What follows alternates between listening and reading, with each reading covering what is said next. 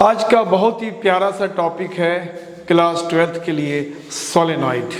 हिंदी में इसको परिनालिका कहते हैं। सोलेनॉइड जो है ये ग्रीक वर्ड से आया है। ये ग्रीक वर्ड है जिसका मतलब होता है चैनल। जिसका मतलब होता है चैनल। चैनल मीन्स किसी वेव के चलने का जो वन बाई वन एक के बाद एक जो उसका स्टेप्स होता है उसको हम लोग चैनल कहते हैं। तो सोलेनॉइड ग्रीक वर्ड से आया जिसका मानी होता है चैनल।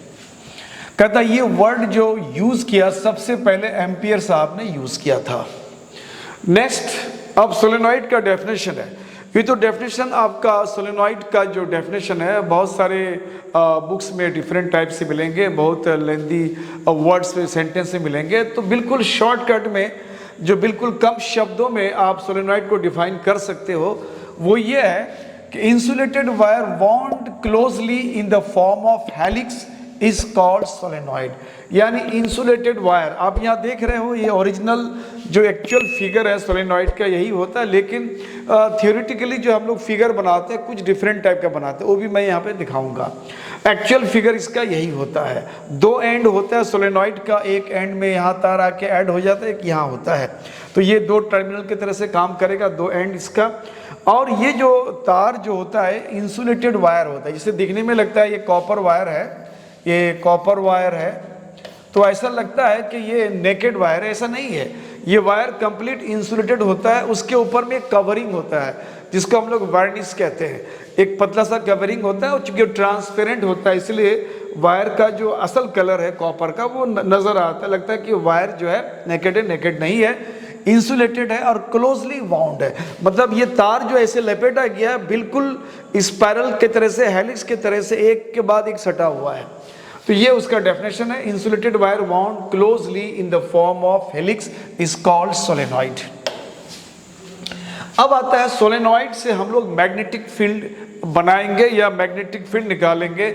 जब सोलेनॉइड में करंट फ्लो करता है, जो ही सोलेनॉइड के एक एंड से दूसरे एंड में आप करंट को फ्लो कराओगे तो सोलेनॉइड के अंदर में मिडिल में बहुत ही ज़बरदस्त स्ट्रॉन्ग मैग्नेटिक फील्ड बनना शुरू हो जाता है। तो ये मैग्नेटिक फील्ड कैसे बनता है, उसी सोलेनॉइड के कुछ वायर्स को हम लोग जो है यहाँ पे थोड़ा सा स्पेस बना करके दिखाया है। ये वायर है, जैसे मान लिया कि यहाँ पे हमने पॉजिटिव टर्मिनल रखा है सोर्स का, चार्ज का जो सोर्स है, और ये नेगेटिव टर्मिनल। तो ऑब्वियसली ये करंट का डायरेक्शन ये होगा। हम लोग ट्रेडिशनली कन्वेंशनली जो डायरेक्शन ऑफ करंट होता है वो पॉजिटिव टर्मिनल से मानते हैं और नेगेटिव की तरफ जाता हुआ बताते हैं। तो अगर हम करंट के डायरेक्शन में राइट हैंड का 4 फिंगर रखते हैं, जैसे मान लो ये हमारा पेन है और ये पेन के इस डायरेक्शन में करंट अगर फ्लो करता है तो उसके चारों तरफ जो मैग्नेटिक फील्ड होता है, तो कुछ मैग्नेटिक फील्ड को हम ऐसे दिखाते हैं। दूसरी बात, एम्पियर सर्किटल लॉ में क्या कहता है कि अगर मान लो अगर हम करंट को अगर ऐसे दिखाते हैं, करंट ही को अगर ऐसे दिखाएंगे तो मैग्नेटिक फील्ड करंट के डायरेक्शन में हम 4 फिंगर्स को दिखाएंगे तो ये मैग्नेटिक फील्ड हमारे थंब की तरफ होगा। वाइसी वर्सा, अगर थंब की तरफ हमारा करंट होगा तो इसके चारों तरफ, जो ऑस्टेड ने कहा है कि इसके चारों तरफ मैग्नेटिक फील्ड बनेगा इस तरह से। ये 4 फिंगर को आप कर्ल कर लो तो ये मैग्नेटिक फील्ड बनेगा। तो ये दोनों एक दूसरे के वाइसी वर्सा है। तो अब करंट अगर ऐसे फील्ड फ्लो करता है तो करंट के डायरेक्शन में अगर 4 फिंगर रखेंगे तो थंब का जो डायरेक्शन होगा वो मैग्नेटिक फील्ड का होगा। तो इसी तरह से करंट के डायरेक्शन में हमने 4 फिंगर रखा, थंब इधर इशारा कर रहा है, यानी मैग्नेटिक फील्ड का डायरेक्शन इधर होगा।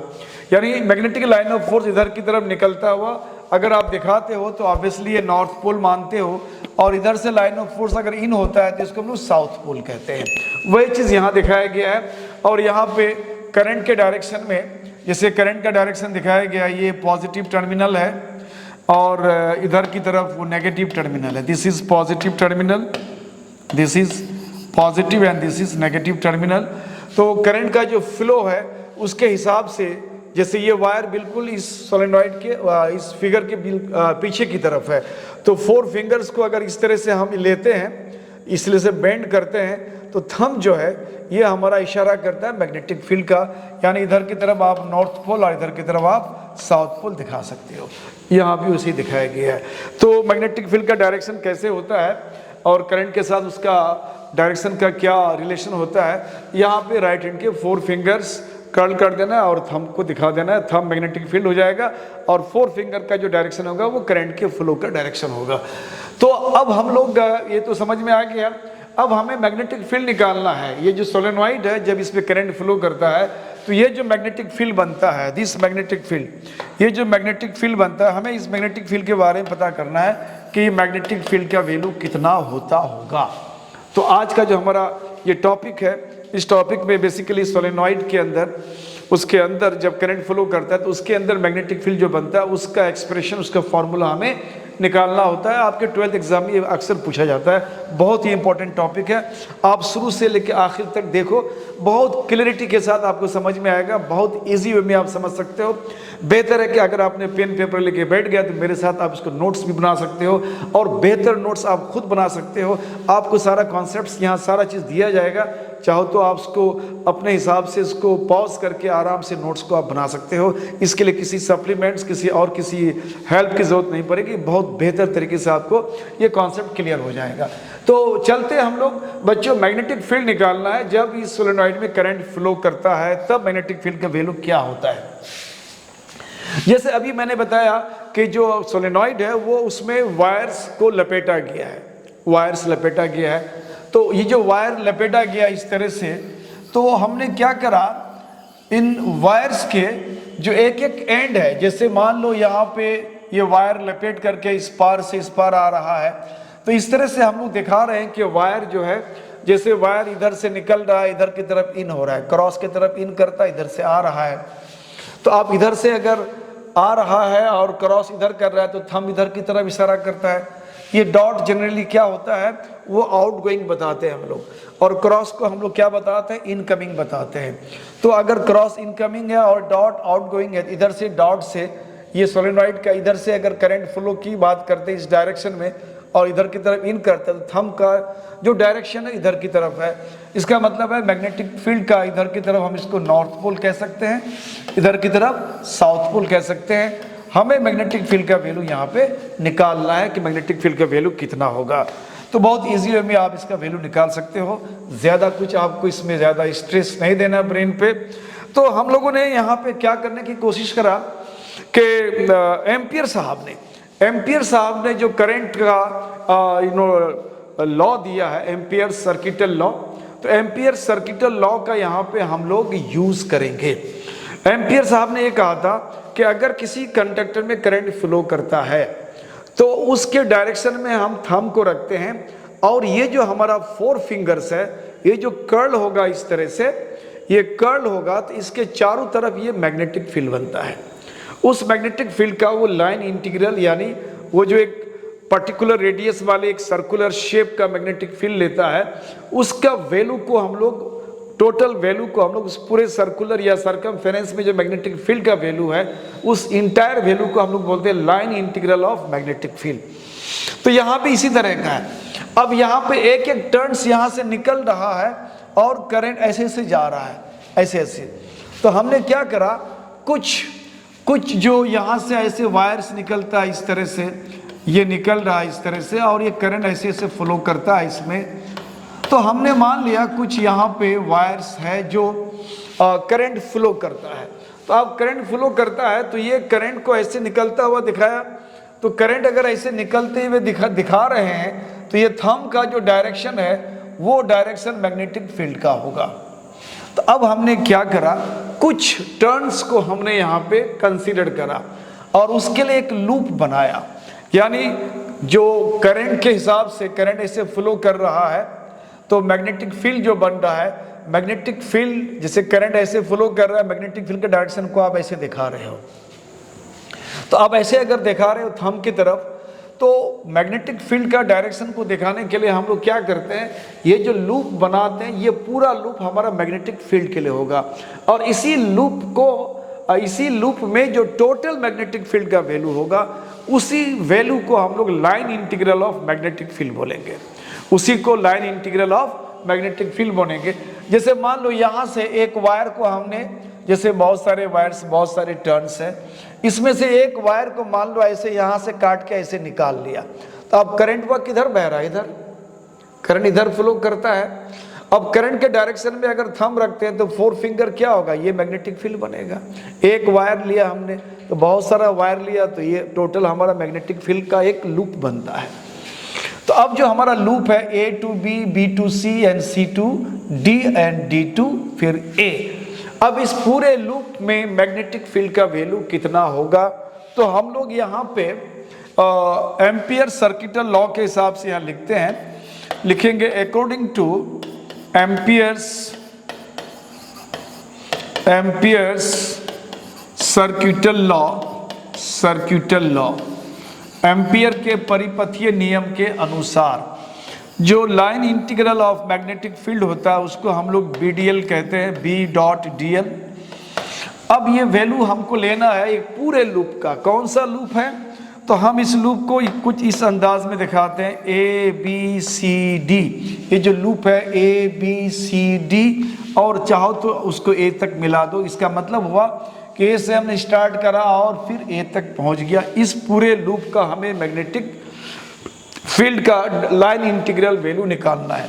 तो अब इस जो लूप है, ये लूप है चूंकि एक सर्कुलर नहीं है, रेक्टेंगुलर अभी हम लोग देख पा रहे हैं। तो इस शेप के हिसाब से हम लोग हर एक साइड्स का मैग्नेटिक फील्ड को अलग अलग निकालते हैं। तो यहाँ लिखते हैं हम लोग BDL, और ये कहाँ से कहाँ तक लेते हैं, A से B तक लेते हैं, A to B। फिर हमने टुकड़ों में बांट दिया इसको, फिर B to C, तो फिर उसको बोलेंगे BDL। फिर आ जाएगा C to D, BDL, और फिर D to A, जहां से चला वहां फिर लौट जाना, D to A, this is D to A, वही आ जाएगा BDL। अब बच्चों यहां पे हमें ये देखना है कि A to अगर हम B चलते हैं तो यहां पे जो मैग्नेटिक फील्ड का लाइन इंटीग्रल है इसका डॉट कर देते हैं, तो ये जाएगा BDL, A to B, BDL हो जाएगा। अब दोनों के बीच यहाँ पे जब हम डॉट प्रोडक्ट करते हैं, B.dl करते हैं, तो हमें यहाँ B का मॉड्यूलस, DL का modulus and cosine of angle between B and DL।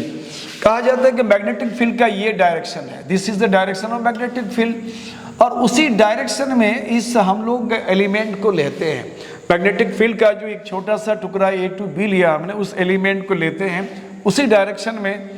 इसका मतलब है कि एलिमेंट का डायरेक्शन और इस मैग्नेटिक फील्ड का डायरेक्शन सेम है, तो यहाँ एंगल 0 हो जाएगा, यानी cos 0 हो जाएगा, तो इसको हम cos 0 डिग्री कहेंगे। प्लस फिर यहाँ से B to C और BDL, तो ये BDL हो जाएगा B to C। अब यहाँ पे एंगल की अगर बात करेंगे बच्चों, तो मैग्नेटिक फील्ड का ये डायरेक्शन हो रहा है इधर की तरफ, और ये जो हमारा एलिमेंट है, जो लूप का एक एलिमेंट ले रखा हमने, इसका ये डायरेक्शन है, तो यहाँ पे एंगल 90 डिग्री हो जाएगा, तो ये cos 90 डिग्री हो जाएगा। प्लस C to D ये BDL हो जाएगा। अब C to D ये जो एंगल है, ये एंगल को हम लोग ये कह सकते हैं कि इसका डायरेक्शन जस्ट अपोजिट है। अपोजिट का मतलब है कि मैग्नेटिक फील्ड का ये डायरेक्शन लेते हैं और जो हमारा एलिमेंट है लूप का DL जिसको कहते हैं, उसका ये डायरेक्शन हम लोग कवर करते हैं। तो दोनों के बीच cos 180 का एंगल आ जाएगा, ये cos 180 डिग्री बोलते हैं। उसके बाद D to A, फिर आ जाएगा ये BDL और D to A। जब D to A की बात करेंगे तो एलिमेंट का ये डायरेक्शन होगा, मैग्नेटिक फील्ड का ये डायरेक्शन है, तो यहाँ एंगल आपको 90 डिग्री हो जाएगा, दिस बिकम्स cos 90 डिग्री। तो बच्चों अब यहाँ से हमारा जो वैल्यू आ रहा है उस वैल्यू को देख पाते हैं हम लोग, वैल्यू क्या आ रहा है। तो यहाँ पे हमने क्या करा, इसको इस वैल्यू को हमने कर दिया BDL, ये एलिमेंट्स जो है, इस एलिमेंट्स के साथ इस वैल्यू को रखते हुए हम लोग आगे बढ़ते हैं। अभी इस फेज में हम लोग कॉस का वैल्यू की बात करेंगे। तो कॉस 0 का वैल्यू 1 हो जाएगा, तो B D L into 1 B D L हो जाएगा। और लिमिट्स को बार बार कैरी करने की ज़रूरत नहीं है। वैसे भी एक बार आप लिमिट शुरू में अगर दिखा देते हो इंटीग्रेशन में, तो आप हर स्टेप्स में उसको कैरी करने की ज़रूरत आपको नहीं पड़ता है। अब दूसरी बात, यहाँ पे cos 90 की बात आ रही है, तो cos 90 0 होता है, तो ऑब्वियसली ये इंटायर वैल्यू क्या हो जाएगा, 0 हो जाएगा। दूसरा, यहाँ पे ये जो वैल्यू है, ये वैल्यू सोलेनॉइड के बाहर है। कहा जाता है कि लाइन जो मैग्नेटिक फील्ड का जो डायरेक्शंस होता है, ये जो magnetic field lines of force बनता है, वो बिटवीन या इनसाइड द सोलेनॉइड ज़्यादा होता है, और बाहर की तरफ बहुत लिटल इसमें अमाउंट में होता है, नेग्लिजिबल होता है, उधर की तरफ बहुत कम ही होता है, नहीं के बराबर होता है। तो इस वैल्यू को हम लोग नेग्लेक्ट कर देते हैं, बोलते हैं बहुत छोटा सा, बहुत थोड़ा सा वैल्यू वहाँ की तरफ आएगा, उसको कंसिडर करो नहीं करो फर्क नहीं पड़ता है। अंदर के हिसाब से जितना मैग्नेटिक फील्ड का लाइंस ऑफ फोर्स होता है, मान लो यहाँ पे लाखों करोड़ों लाइंस ऑफ फोर्स आएगा, उसके तरफ जो है 10 20 या 5-10 हज़ार आता है, तो उसको हम लोग कंसिडर नहीं करते हैं, नेग्लिजिबल मानते हैं। तो this is also likely to be 0 and cos 90 already है यहाँ पे, तो दिस बिकम्स 0। तो फाइनली हमारा ये वैल्यू आया बच्चों, ये आया b, और ये इंटीग्रेशन चूंकि dl के साथ लग जाएगा, तो ये dl का मतलब हो गया ये l हो गया। तो यहाँ तक ये वैल्यू हमारा आता है, यानी इसको हम कह सकते हैं कि ये जो हमारा बी डी एल आया, बी डॉट डी एल, यानी उस लूप के लिए ए बी सी डी, ए के लिए ये वैल्यू आया। अब हम लोग करते क्या है, एम्पियर साहब का जो सर्किटल लॉ है, एम्पियर साहब के सर्किटल लॉ के हिसाब से किसी करंट कैरिंग का कंडक्टर या वायर के चारों तरफ मैग्नेटिक जो फील्ड बनता है, उस मैग्नेटिक फील्ड का एक लूप बनता है, लूप के फॉर्म में। उस लूप के पूरे लूप में मैग्नेटिक फील्ड का जो इंटायर वैल्यू है, जिसका नाम line integral of magnetic field, और वो वैल्यू होता है mu not I, mu not I. तो अब हमें एम्पियर साहब का जो सर्किटल लॉ है, अगर वहाँ से बात करते हैं, बट ये जो बी डी एल है, बी डी एल है, ये बी डी एल है, ये बी डी एल होना चाहिए mu naught times of the current. कौन सा करेंट?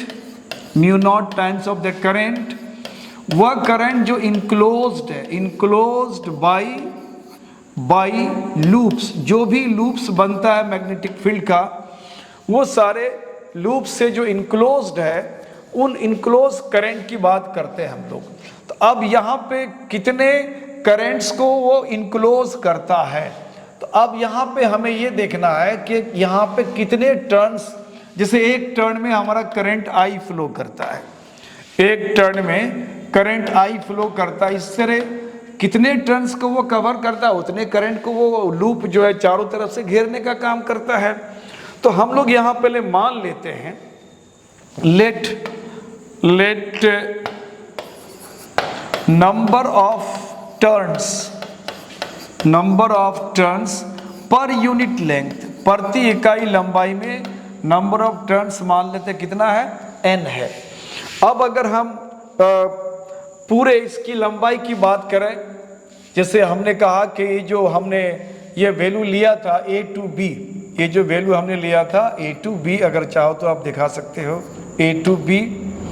अब a to b के लिए अगर हम बात करते हैं, तो a to b में a to b यहाँ से यहाँ तक इसका लेंथ को अभी हम लोग क्या कंसीडर कर रहे हैं, फिगर के हिसाब से। ये जो हमारा एजम्पशन, ये जो वैल्यू आ रहा है a to b, यहाँ पे a to b में हमारा b dl में से dl का वैल्यू इंटीग्रेट करने पे l आ रहा है।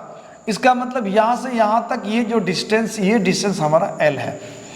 तो अब ये बताओ कि पर यूनिट लेंथ, यानी यूनिट लेंथ में नंबर ऑफ टर्न्स जो है, यूनिट लेंथ में नंबर ऑफ टर्न्स l है, n है, तो l लेंथ में कितना हो जाएगा, n इंटू l हो जाएगा। यहाँ से यहाँ तक जो लेंथ है वो n इंटू l हो गया, और नंबर ऑफ टर्न्स इस पूरे इसमें कितना हो गया, यहाँ पे इसको मल्टीप्लाई कर देते हैं, तो टोटल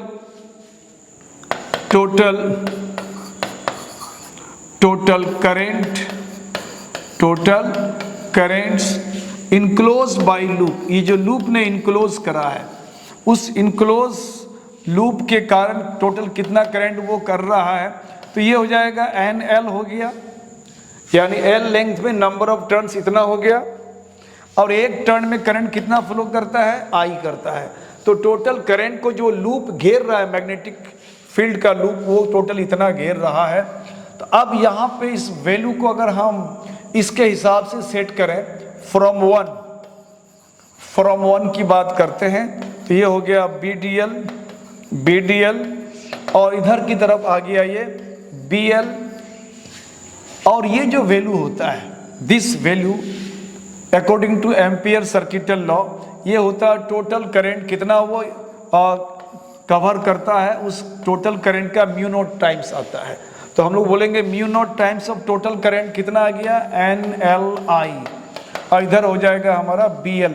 ये LL को अगर हम कैंसिल कर देते हैं तो मैग्नेटिक फील्ड का वैल्यू हो जाएगा म्यू नॉट NI, यानी सोलेनॉइड के मिडिल में, सोलेनॉइड के बीच में जो मैग्नेटिक फील्ड का वैल्यू आता है इनसाइड द सोलेनॉइड, उसका वैल्यू आ गया म्यू नॉट NI। अब इस हिसाब से हम लोग इसको थोड़ा सा इस तरह से देखने की कोशिश करते हैं। ये जो सोलेनॉइड होता है बच्चों, जैसे हमने कहा कि ये सोलेनॉइड है, इस तरह से इस सोलेनॉइड को हम लोग देखते हैं, ये सोलेनॉइड है और इसमें करंट फ्लो करता है। मान लो मैग्नेटिक लाइन ऑफ फोर्स है, मैग्नेटिक फील्ड का जो वैल्यू होता है वो कुछ इस तरह से होता है, इस तरह से मैग्नेटिक लाइन ऑफ फोर्स को दिखाते हैं मैग्नेटिक फील्ड के लिए, दिस इज मैग्नेटिक फील्ड। तो ऐसा देखा गया है कि इनसाइड द सोलेनॉइड, बिल्कुल सोलेनॉइड के अंदर और मिडिल में मैग्नेटिक फील्ड का जो वैल्यू होता है म्यू नॉट NI, ये मैक्सिमम वैल्यू होता है यहाँ पे। और मिडिल से जैसे जैसे हम इसके एंड की तरफ जाते हैं तो ये मैग्नेटिक फील्ड का वैल्यू थोड़ा सा डिक्रीज करता है, और जैसे जैसे इधर भी जाते हैं एंड के तरफ तो मैग्नेटिक फील्ड यहाँ पे डिक्रीज करता है। और ये ऐसा कहा जाता है कि मिडिल में जितना मैग्नेटिक फील्ड का मैग्नीट्यूड होता है, दोनों एंड में मैग्नेटिक फील्ड का जस्ट उसका हाफ के बराबर होता है। तो हम लोगों ने इसको ग्राफ में दिखाने की कोशिश करा है। ये हमारा एक सोलेनॉइड का एक लेंथ के हिसाब से ले लिया हमने, यहाँ से यहाँ तक इसके लेंथ के हिसाब से, और मिडिल ऑफ द सोलेनॉइड यहाँ ले लिया, और इधर एक एंड हो गया और इधर की तरफ एक दूसरा एंड हो गया। तो मान लिया कि मैग्नेटिक फील्ड इस लाइन की तरफ दिखाते हैं, तो मिडिल में मैग्नेटिक फील्ड क्या हो गया, म्यू नॉट NI हो गया, म्यू नॉट NI हो गया। ये वैल्यू मैग्नेटिक फील्ड का जो वैल्यू होता है वो इनसाइड द सोलेनॉइड चलता है, उतना ही रहता है, लेकिन जैसे जैसे एंड उसके नज़दीक आता है तो ग्राफ जैसे नीचे की तरफ आ रहा है ना, ग्राफ नीचे आने का मतलब होता है कि मैग्नेटिक फील्ड वो डिक्रीज करने लगता है, और एग्जैक्टली जब एंड पहुंच जाते हैं तो इतना डिक्रीज कर जाता है कि मैग्नेटिक फील्ड का जस्ट वो हाफ के बराबर हो जाता है। या आप यूँ कहो कि म्यू नॉट NI है तो म्यू नॉट NI/2 आ जाता है एक छोर में। उसी तरह से दूसरे छोर में, दूसरे एंड में भी ये वैल्यू चलता है कुछ देर तक, लेकिन जो ही एंड नज़दीक आता है वो डिक्रीज करना शुरू होता है, और करते करते जस्ट एंड में, यानी जब लास्ट इसमें टर्न में पहुंच जाते हैं तो वहाँ पे जो मैग्नेटिक फील्ड है वो वैल्यू जस्ट मिडिल के हाफ हो जाता है।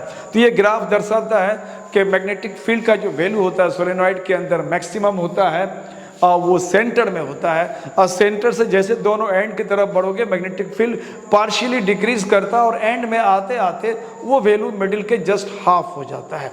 तो ये हुआ आपका सोलेनॉइड के बारे में। इससे आपको क्वेश्चंस अक्सर 12th में पूछे जाते हैं। बहुत कंसेप्चुअल है, ज़्यादा आपको मेहनत करने की ज़रूरत नहीं है, बहुत ईजी वे में इसको आप बना भी सकते हो, इसका नोट्स कर भी सकते हो। तो आप इस तरह से हमारे साथ बने रहें बच्चों। हमारे चैनल को आप जब तक आप देखते रहें, उससे फ़ायदा लेते रहें, सब्सक्राइब करते रहें।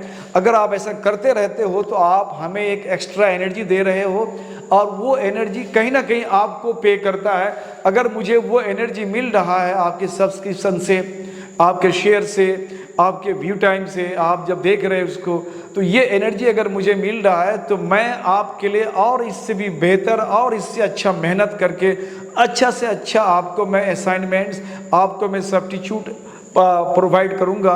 तो उसके लिए आप मुझे ऊर्जावान रखिए, और आपके लिए, मेरे लिए जो ऊर्जा है आपका जस्ट एक सब्सक्रिप्शन मांगता है। आप उसको करो, आगे बढ़ो, दोस्तों को शेयर करो, और मुझे ज़्यादा से ज़्यादा एनर्जी दो, सो दैट कि मैं आपके लिए बेहतर से बेहतर टॉपिक, अच्छे से अच्छे टॉपिक को क्लैरिटी के साथ आपको मैं दे सकूं। Thank you for watching my channel.